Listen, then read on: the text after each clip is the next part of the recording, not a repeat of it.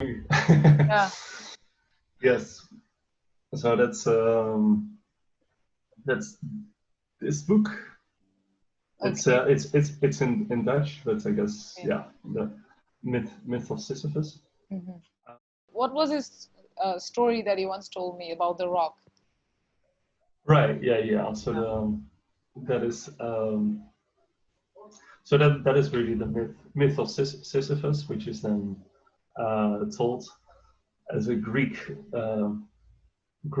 tragic story. So the story is about a man called Sisyphus, which is a very wise and clever man, and because he has so much knowledge, he also knows about all of the mischievous deeds of the gods. So, for example, Zeus was sleeping with the the daughter of one of the kings, Okay. and he tells on Zeus. So he he informs what Zeus was doing, and of course Zeus isn't having any of that, right? Like he wants to have Yeah. his enjoyable private time with the daughter without anyone knowing about it.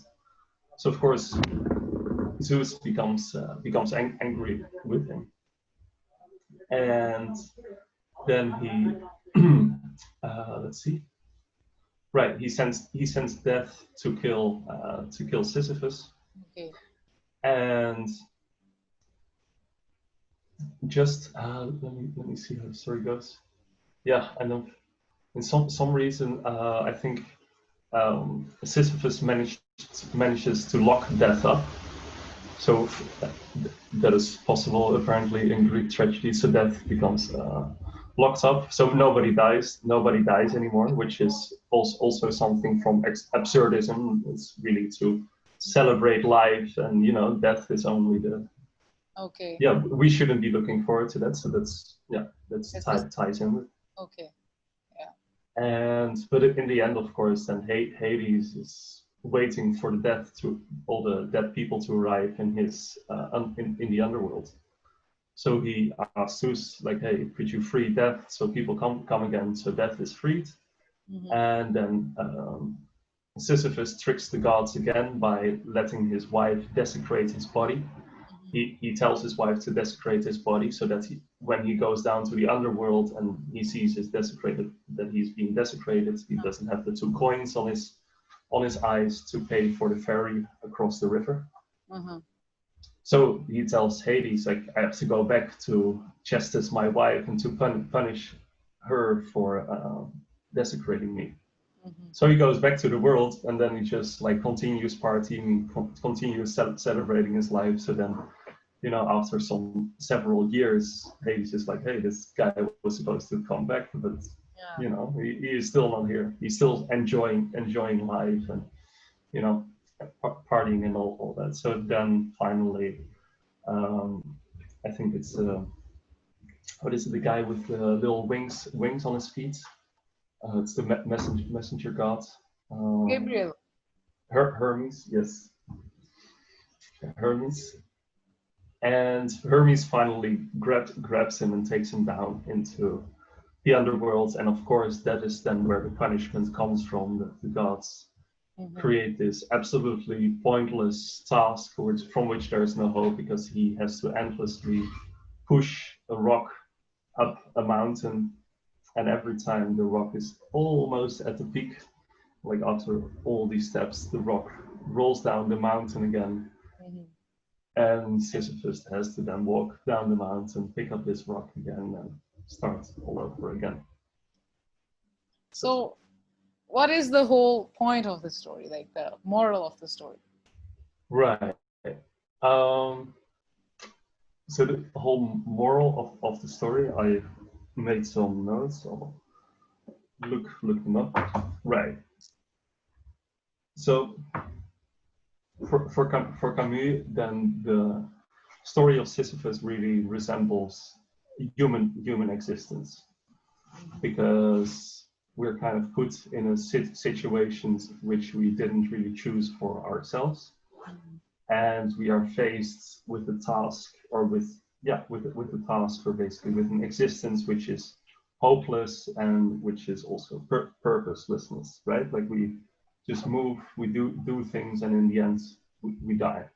We don't know when we die. It might be tomorrow, but it might be in 100 years. But in the end, we die. So it's, there's not really any purpose to it.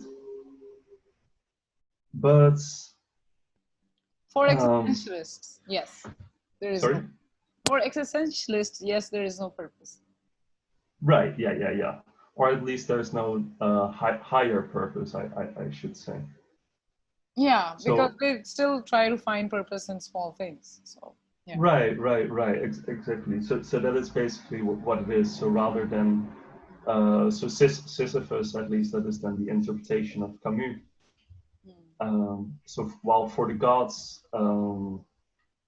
it is created as this punishment for him, he says that the absurdism of Sisyphus is that he tries to instead transform this punishment into his own happiness. So his rock becomes his own rock, and every little drop of sweat, he is like, yeah, this is my own. This is what I create. And with every push, with every, like with every strain of his body in which he pushes it, he finds himself again, because he is really facing. And the rock, of course, also really symbolizes the earthly life, which he continuously presses his face against. Kind of like Viktor Frankl, the guy's search for meaning, like the one who's in what do you call those camps? Extermination camps. Yeah, so he's there, but he's still finding purpose there. So it's kind of like that too. Yeah. So, can you? Yes, so this is the. Oops. Okay, so the red thing is the. Yeah, so the red thing is, well, in this case, I made a balloon out of it to make it a little bit more absurd.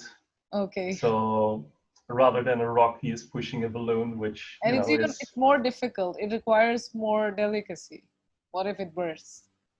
Right, yeah, and it also makes it, just a little bit stranger, but it has the element of festivity in it, which I liked. And the artists created the stars to sort of have this feeling of eternity in it. So yeah.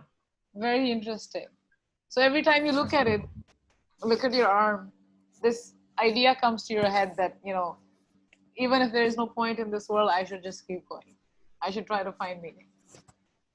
Yeah, and there's also sort of repetitiveness in it, right? So there's like, if I come back to some issues that I've had in the past, rather than, of course I also do that, right? Like but it is sort of this reminder, like, okay, this is just part of it, it's not just a straight line from the bottom to up, but yeah, it just falls down again, and I guess I'll have to have peace with that, and just accept it, and hopefully maybe push the rock just a little bit higher,